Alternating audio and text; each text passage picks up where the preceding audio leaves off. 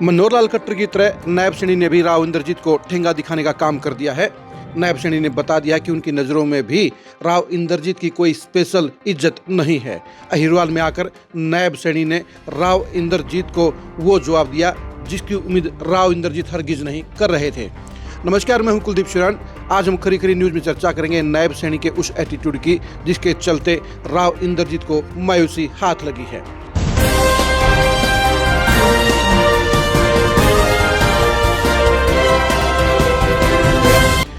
रेवाड़ी की जनसभा में राव इंद्रजीत को बड़ी उम्मीदें थी।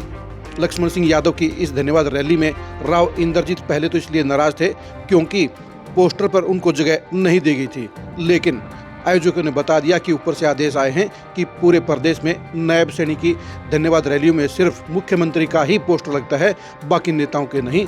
इसलिए राव इंद्रजीत की इच्छा को नकार दिया गया।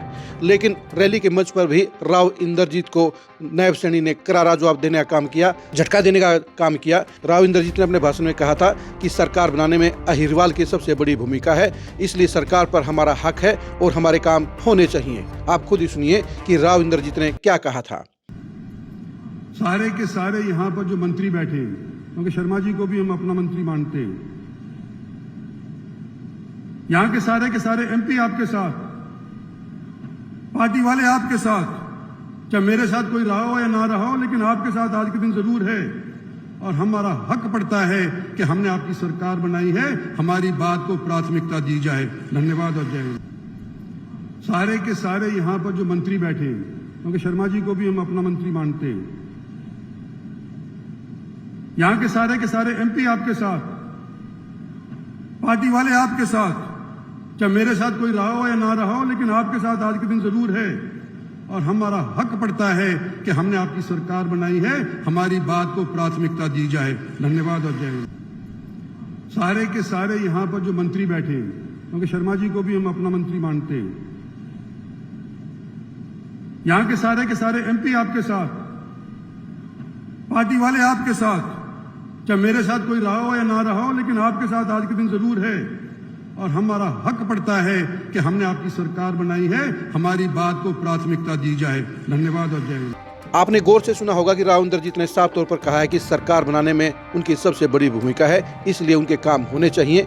लेकिन नायब सैनी ने राव इंद्रजीत के इस दावे को सिरे से नकार दिया।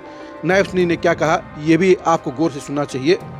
हम किसी एक जाति, एक वर्ग या एक परिवार की ये सरकार नहीं है। हम हरियाणा के 3.25 करोड़ लोगों की ये सरकार है। हम किसी एक जाति, एक वर्ग या एक परिवार की ये सरकार नहीं है। हम हरियाणा के 3.25 करोड़ लोगों की ये सरकार है। हम किसी एक जाति, एक वर्ग या एक परिवार की ये सरकार नहीं है। हम हरियाणा के 3.25 करोड़ लोगों की ये सरकार है। नायब सैनी ने साफ तौर पर कह दिया कि उनकी सरकार किसी एक जाति ने नहीं बनाई है, बल्कि सभी जातियों ने उनकी सरकार बनाई है। ये कहकर नायब सैनी ने साफ तौर पर राव इंद्रजीत को बता दिया कि वो अहिरवाल के या यादव वोटों के बलबूते पर सरकार बनाकर नहीं आए हैं, बल्कि सभी जातियों ने उनका समर्थन किया है, उनकी सरकार बनवाई है। ये कहकर साफ तौर पर नायब सैनी ने राव इंद्रजीत को बता दिया है कि वो उनके एहसानमंद नहीं है और ना ही वो इसके लिए किसी तरह का कोई स्पेशल पैकेज अहिरवाल को देने वाले हैं। राव इंद्रजीत को नहीं पता था कि इस तरह का एटीट्यूड नायब सैनी भी दिखाने का काम करेंगे। इससे पहले 9.5 साल तक मनोहर लाल खट्टर के साथ राव इंद्रजीत के खट्टे रिश्ते रहे थे। उनको उम्मीद थी कि अब नायब सैनी उस माहौल को बदलने का काम करेंगे, लेकिन नायब सैनी भी साफ तौर पर खट्टर के नक्शे कदम पर चले हैं और उन्होंने भी बता दिया है कि वो अपने हिसाब से ही चलेंगे और राव इंद्रजीत के लिए कोई स्पेशल स्टेटस की उनकी कोई मंशा नहीं है। यानी एक बार फिर से राव इंद्रजीत तीसरे सीएम के निशाने पर आ गए हैं। पहले 9 साल तक हुड्डा के साथ उनकी खटपट रही, उसके बाद 9.5 साल तक मनोहर लाल खट्टर के साथ भी उनकी पटरी नहीं बैठी और अब नायब सैनी भी उसी रास्ते पर चल पड़े हैं। यानी राव इंद्रजीत की किस्मत में साफ तौर पर देसी भाषा में कहें तो बाठे ही लिखे हैं, उनकी इग्नोरेंस लिखी है। और कोई भी मुख्यमंत्री नहीं चाहता कि राव इंद्रजीत को बड़ा कद दिया जाए, बड़ा सम्मान दिया जाए और साफ तौर पर अलग ट्रीटमेंट दिया जाए। यानी एक बार फिर से वही कहानी दोहराई गई है जो राव इंद्रजीत के साथ पिछले 20 साल में दोहराई गई है।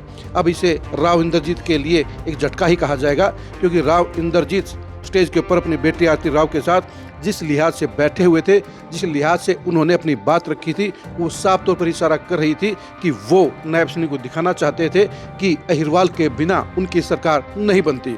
वैसे ये सही भी है कि 2014, 2019 और 2024 में अहिरवाल ने ही बीजेपी की सरकार बनाने में सबसे बड़ा योगदान दिया है। 2024 में 12 सीटों में से नांगल चौधरी को छोड़कर 11 सीटों में बीजेपी की जीत हुई है और नांगल चौधरी में भी अगर अभय सिंह यादव राव इंद्रजीत से समर्थन मांग लेते तो वो सीट भी वो जीत जाते, लेकिन उन्होंने ऐसा नहीं किया क्योंकि उनका भी 36 का आंकड़ा राव इंद्रजीत के साथ है। लेकिन इन 11 सीटों की जीत का श्रेय भी नायब सैनी ने साफ तौर पर राव इंद्रजीत को देने से इनकार कर दिया और साफ तौर पर इशारा कर दिया कि वो सिर्फ अहिर वोटों के बलबूते पर अपनी जीत को पक्का नहीं मानते हैं, उनको क्रेडिट नहीं देते हैं। और यही वजह है कि उन्होंने राव इंद्रजीत को झटका देने का काम कर दिया, उनको बड़ा इंजेक्शन देने का काम कर दिया। आप नायब सैनी के दावे को लेकर क्या सोचते हैं, कमेंट करके जरूर बताइए।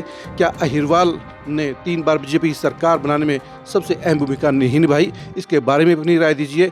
राव इंद्रजीत को नायब सैनी ने झटका क्यों दिया, इसके बारे में भी कमेंट करके जरूर बताइए। आप हमारे फेसबुक पेज को फॉलो कीजिए, आप हमारे यूट्यूब चैनल को सब्सक्राइब कीजिए। नमस्कार।